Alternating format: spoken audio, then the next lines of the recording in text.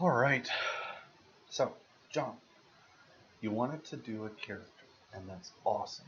I'm super excited to do a character with you. But there's a lot that goes into making a character. So, I just wanted to give you a quick rundown of some of the things that goes into making a character.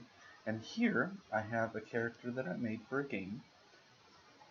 I did everything that I was supposed to. So I modeled it, and then I textured it, which means I painted it, and then I rigged it, which means I gave it a skeleton and some bones, and then I animated it, and then I put it in the game.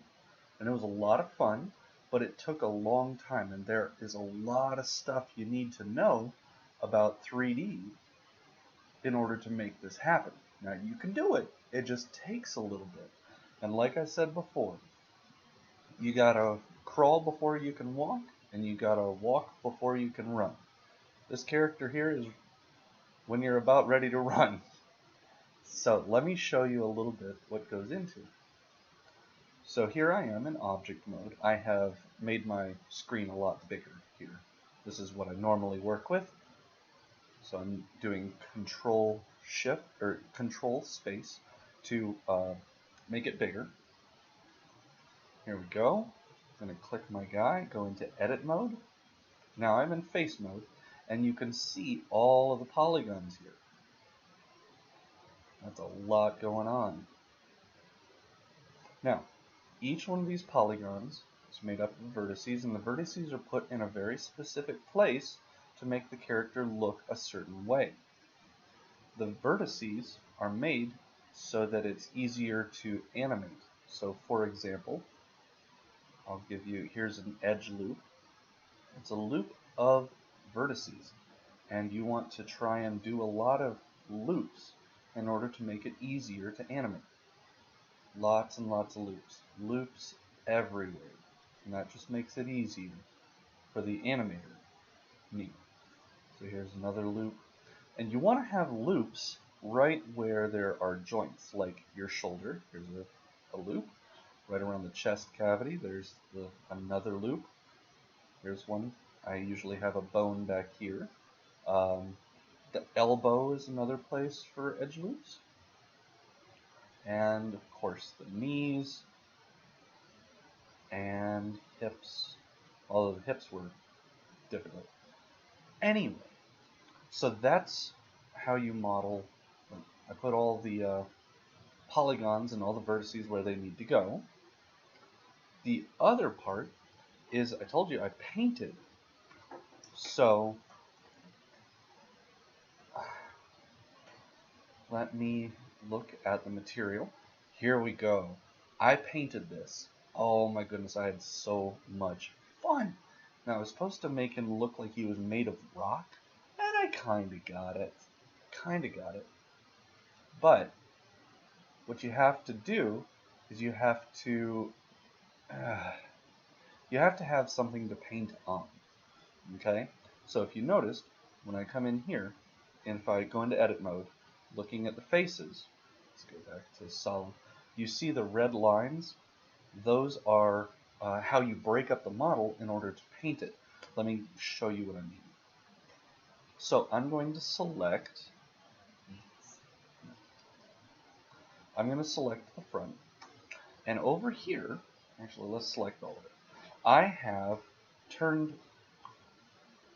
all of my 3D character into a 2D, two-dimensional representation.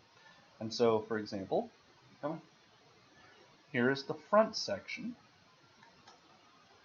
And so these vertices over here are the same as these vertices here, except these are flat and these are two-dimensional.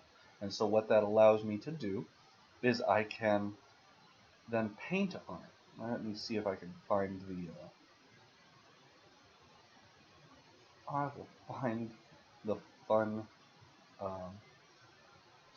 projects.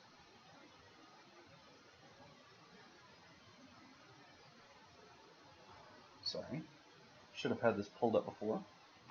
And There it is.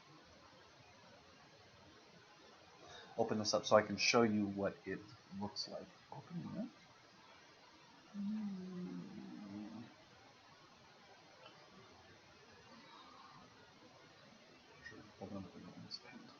So this kind of shows you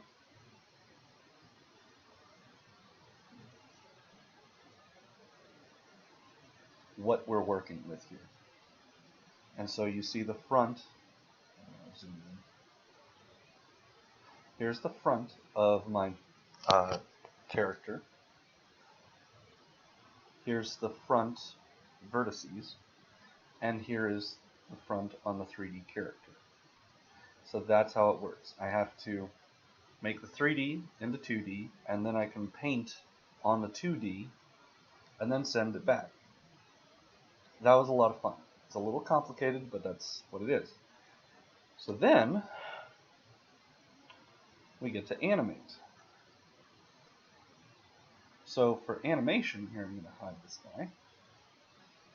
For animation, what usually happens is you have to put a character or a bone system in. Okay, let's see here.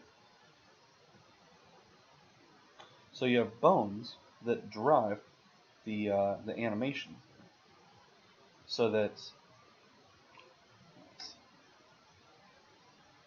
when you move a bone, the rest of the character moves. So here's his foot.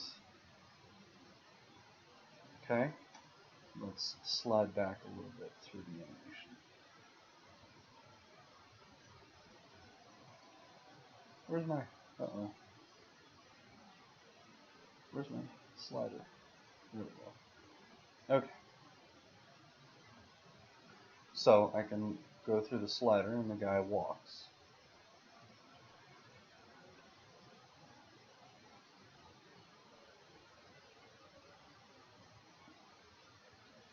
So that, and then once you do that, then you have to integrate it into the game engine itself. You have to tell the game engine how to play with the animation set. So that is a huge bit of character overview. Like, I gave you just the little bits. So while you are thinking about all of that, I would like to show you a couple more tools that you can learn to practice before we get into making a video game character.